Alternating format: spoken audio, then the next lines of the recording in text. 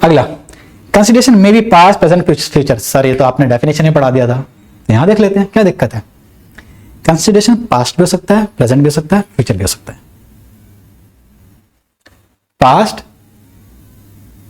Past, present और future कुछ भी हो सकता है कंसिडरेशन। कैसे?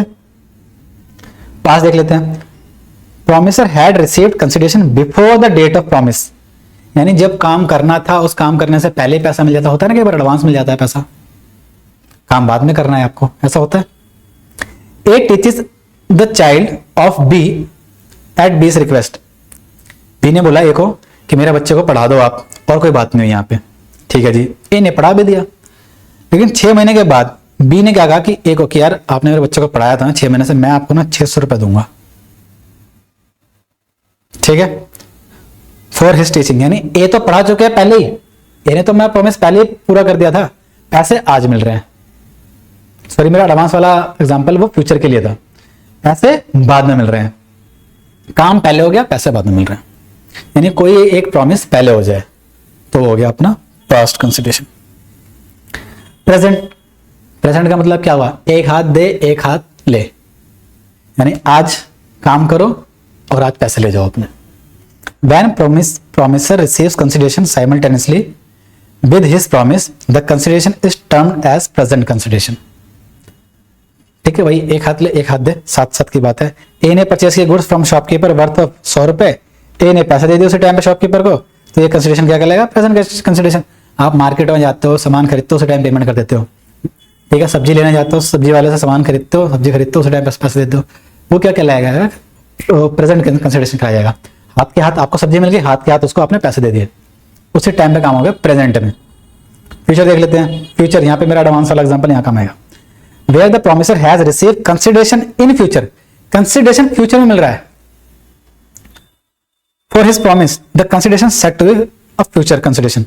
अब A promises to sell his house to be 15,000 में after a week, B also promises to pay 15,000 after a week on Tuesday, consideration is future for both the party। यहाँ पे देखो both the party, दोनों party कह रही हैं कि भाई हम एक हफ्ते बाद मेरा घर लियो, और दूसरा कह रहा है ठीक है मैं एक हफ्ते बाद पैसा दूंगा। ये दोनों फ्यूचर का कॉन्ट्रैक्ट करके बैठे हैं, ठीक है। तो प्रेजेंट भी हो सकता है, पास्ट भी हो सकता है।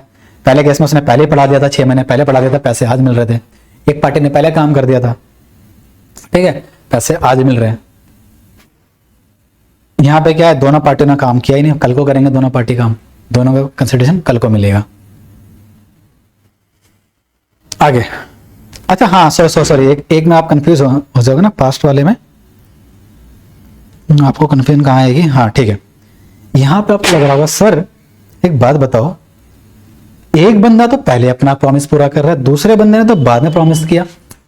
पहले क्या होता, पहले बी ने सिर्फ बोला था कि मेरे बच्चों को पढ़ा दो, पहले कंसिडरेशन की बात नहीं हुई थी। बी को रियलाइज हो इसने कुछ काम किया है, तो आज जाकर 6 महीने बाद मैं उसको कुछ पैसा दे दूं, यानी पैसा देने वाली बातचीत आज हो रही है। यहाँ पे वैसे बहुत ज्यादा टेक्निकलिटी में मैं घुस गया, इतना जरूरी नहीं है। पॉइंट इज कि पास्ट में कुछ काम किए करने के पैसे भी मिल सकते हैं, आपको कंसिडरेशन मिल सकता है, प्रेजेंट में भी फ्यूचर में भी। अगला, there must be independent consideration to support each independent promises. Independent, अलग अलग, अगर आपने किसी से अलग अलग कॉन्ट्रैक्ट किए हैं, अलग अलग प्रोमिसेस किए हैं, तो उसका कंसिडरेशन अलग अलग डिसाइड होना चाहिए। एग्जांपल, सर ये क्या बोलना चाहता है, इसको तो आपने कुछ कंटेंट भी नहीं लिखा है, यही एक लाइन कंटेंट है। वही घर बनाने वाला एग्जांपल ले लेते हैं। आपने उससे घर बनाने में ना सिर्फ बोला कि मेरा घर बना के दो, आपने उससे एक ये वाला कॉन्ट्रैक्ट किया, ठीक है, कॉन्ट्रैक्ट किया 5 लाख का। पेरेंट्स ने ठेकेदार के साथ कॉन्ट्रैक्ट किया 2 मंजिल घर बनवाने का, बस एक कॉन्ट्रैक्ट हो गया। अब वो कह रहे हैं कि एक कॉन्ट्रैक्ट और कर लो आप ना, घर बनाने के बाद ना जो लाइटिंग वाला वर्क है, ठीक है, बिजली वाला काम है, ये भी आप कर देना, तो दूसरा कॉन्ट्रैक्ट हो गया। तो क्या जो पहले वाले कॉन्ट्रैक्ट के लिए 5 लाख का अग्रीमेंट हुआ था या 5 लाख अग्री किए थे, वो वाले 5 लाख के बदले में ये वाला काम भी कर देगा? नहीं, उसका कंसिडरेशन अलग डिसाइड होना चाहिए, इस वाले बिजली वाले काम के लिए कंसिडरेशन अलग डिसाइड होना चाहिए। जितने प्रोमिसेस होंगे उतने प्रोमिसेस का अलग अलग कंसिडरेशन डिसाइड होना चाहिए, पहले से डिस्कस होना चाहिए। अगला, consideration must have some value in the eyes of law. पहले पढ़ चुके हम डेफिनेशन में, यहां पढ़ा था ना हमने भाई, कंसिडरेशन जो भी होगा, जो भी लेन देन वाली चीज होगी, उसकी कुछ ना कुछ वैल्यू होनी चाहिए लॉ की नजरों में। It is understood in sense of something in return which have some value. Simple सी बात बोल रहे, देखो कितनी सिंपल लैंग्वेज लिख रहा है, इसलिए मैंने कहा था एक दो पॉइंट छोड़कर बहुत इजी है टॉपिक। समथिंग इन रिटर्न, कुछ कोई काम करने के लिए कुछ चीज बदले मिल रही है जिसकी कुछ ना कुछ वैल्यू हो। जैसे if A voluntarily agreed to sell his car 500 रुपए में, to be it will be a valid contract despite of inadequacy of the consideration. यहां पे एक पॉइंट आ गया sorry, though it need not to be adequate. क्या बोल रहा है कि कुछ ना कुछ वैल्यू तो होनी चाहिए किसी लॉ की नजरों में। ये नहीं कि आपने किसी ने आपका कुछ काम कर दिया और आपने उसके बदले में उसको पत्थर थमा दिया कि ये ले, ऐसा नहीं होना चाहिए। और क्या बोल रहे हैं, दो जरूरी नहीं है कि वो एडिकेट हो, एग्जैक्टली जितने रुपए का वो सामान आना चाहिए उतने रुपए में ही आपने बातचीत की। अब ए ने बी को अपनी गाड़ी बेची और वो गाड़ी की वैल्यू थी, मान लीजिए, ये तो चलो एग्जांपल आपके बहुत पुरानी बुक्स हैं तो वहीं से एग्जांपल चले आ रहे हैं, 500 रुपए लिखा हुआ है, पता नहीं बुक वाले अपडेट क्यों नहीं करते हैं। आज के टाइम पे 500 रुपए की गाड़ी मिलेगी। ये ऊपर जो एग्जांपल था वो 10-15 हजार का घर वाला एग्जांपल, 15 हजार घर में गया, 15 हजार में ईंटें भी नहीं आती है एक घर बनाने के लिए। चलिए वापस आते हैं टॉपिक पे। पॉइंट ये था, कहने का मतलब क्या है कि कंसिडरेशन एक तो कुछ ना कुछ होना चाहिए, कुछ ना कुछ उसकी वैल्यू होनी चाहिए, और जरूरी नहीं है कि जितने का काम है उतना एग्जैक्टली उतने का ही आप कंसिडरेशन दो। मतलब मान लीजिए ए अपनी गाड़ी बी को बेचना चाहता है कि मैं भाई मेरी गाड़ी है, वैसे तो उसकी मार्केट वैल्यू 2 लाख है, लेकिन मैं ना तेरे को 10,000 में दे रहा हूं, जा ले जा 10,000 में। तो ऐसा हो सकता है जी, ऐसा हो सकता है जी, ऐसा हो सकता है। ए बेच रहा है भाई, अपनी मर्जी से बेच रहा है बी को 10,000 की गाड़ी, तो क्या दिक्कत है। किसी और लॉ में हो सकता है, जब आप बहुत बड़े लॉ पढ़ेंगे उसमें हो सकता है कहीं और इस चीज को मना किया गया हो, कंपटीशन एक्ट वगैरह होता है, वो अलग लेवल पे होता है, बाद में आप पढ़ना कभी लाइफ में।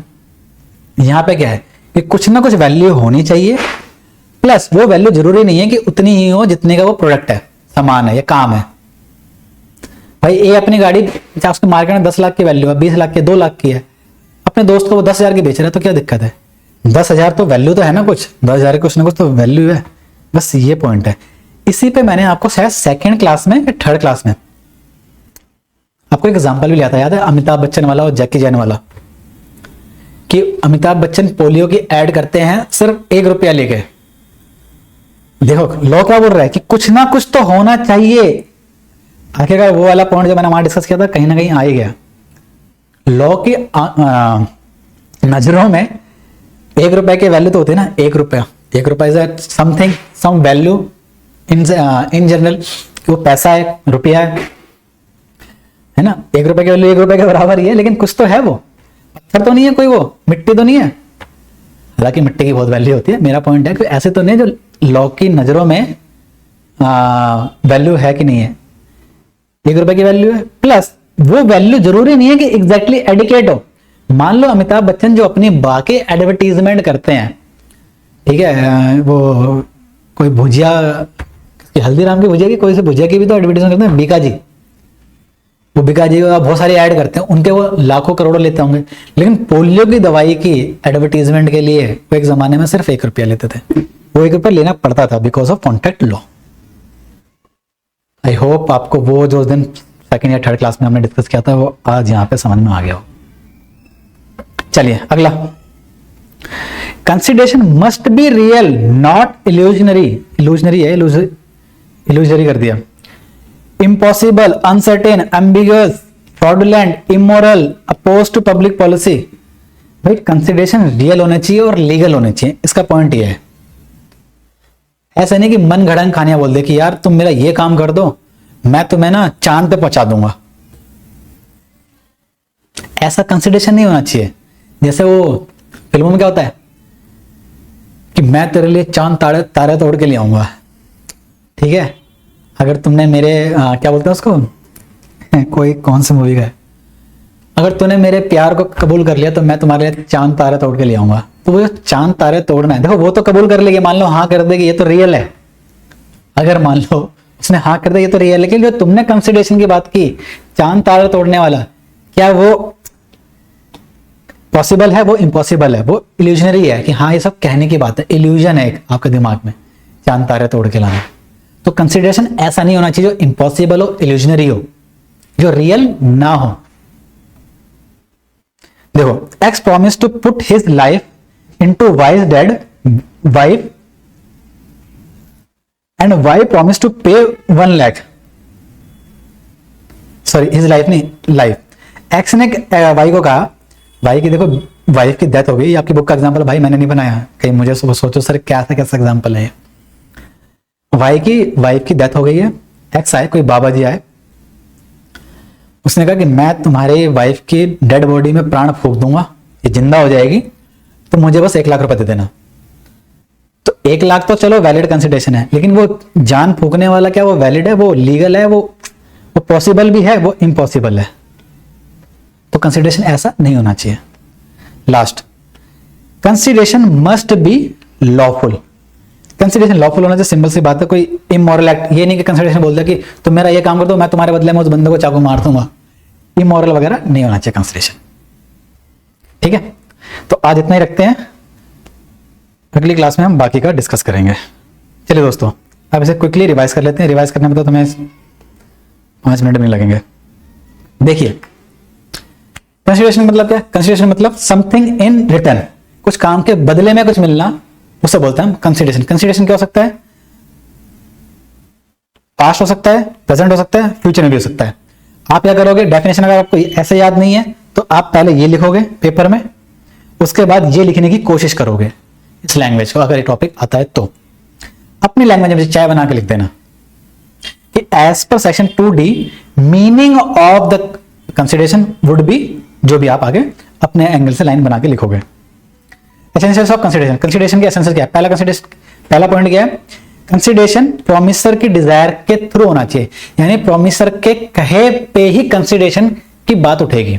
प्रोमिसर ने काम करने के लिए नहीं कहा, ऑफर नहीं दिया, तो कंसिडरेशन की बात नहीं आएगी।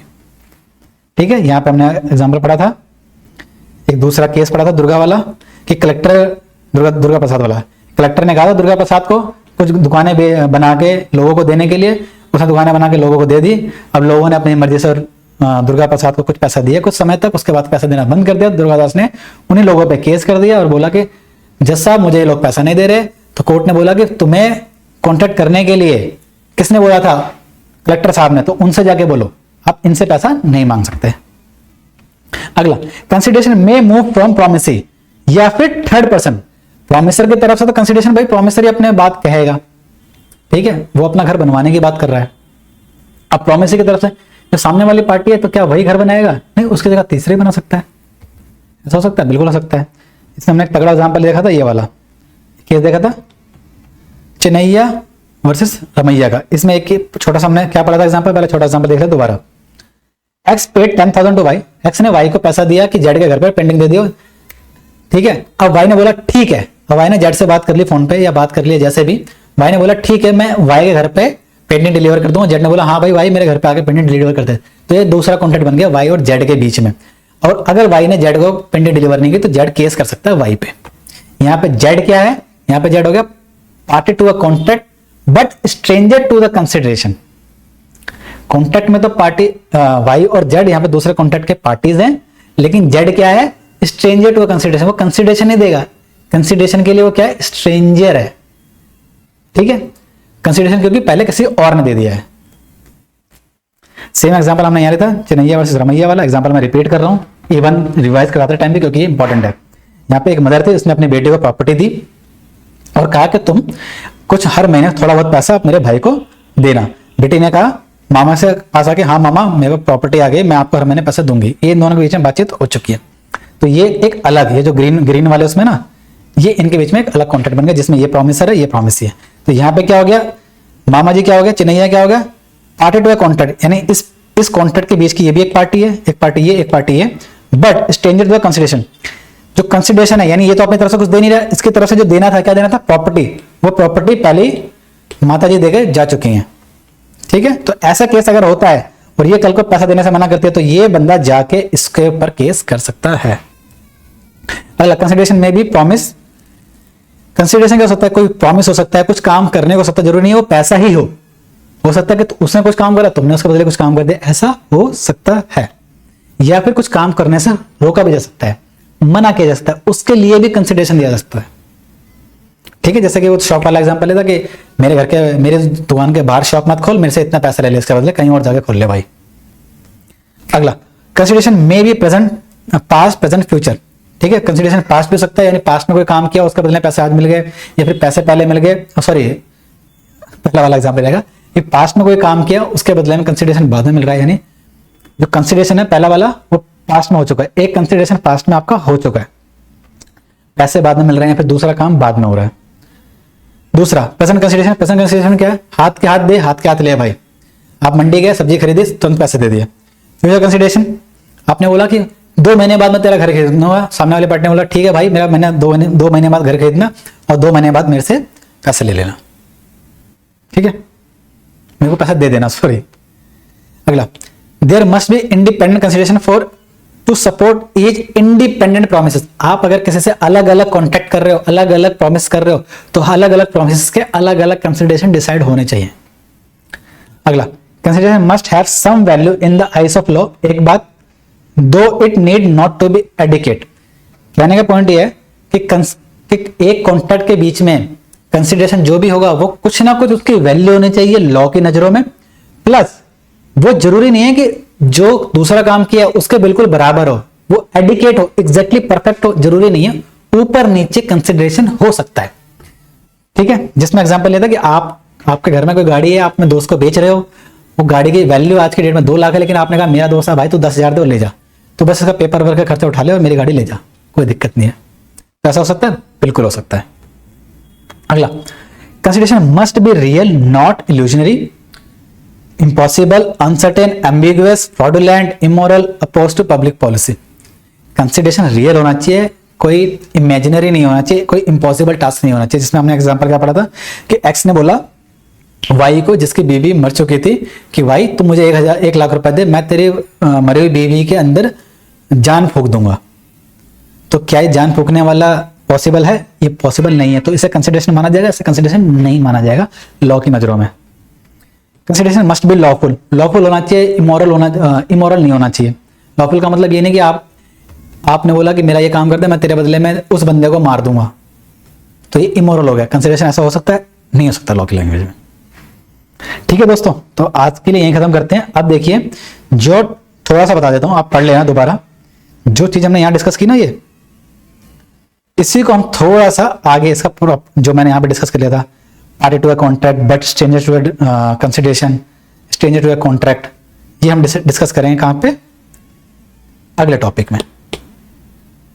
ठीक है, चलिए, वो अभी मतलब मैं इसे सेपरेट वीडियो रिकॉर्ड करूंगा ताकि आपको रिवीजन के टाइम पे दिक्कत ना हो।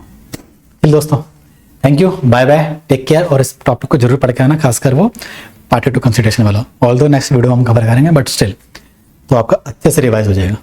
चलिए दोस्तों, थैंक यू, बाय बाय।